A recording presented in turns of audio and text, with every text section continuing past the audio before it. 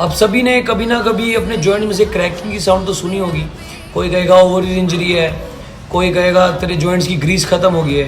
हमारे जॉइंट्स के बीच में एक साइनोवियल लिक्विड फ्लूइड होता है जिसमें बबल्स बन जाते हैं। तो जब वो बबल्स फटते हैं तब ये क्रैकिंग की साउंड आती है। और अकॉर्डिंग टू आयुर्वेदा बॉडी में ड्राइनेस बढ़ने के कारण यानी वात दोषा इम्बैलेंस के कारण भी ये क्रैकिंग साउंड आती है। तभी ये क्रैकिंग की साउंड ओल्ड एज लोगों में या फिर विंटर्स में बढ़ जाती है क्योंकि वात दोषा बढ़ जाता है।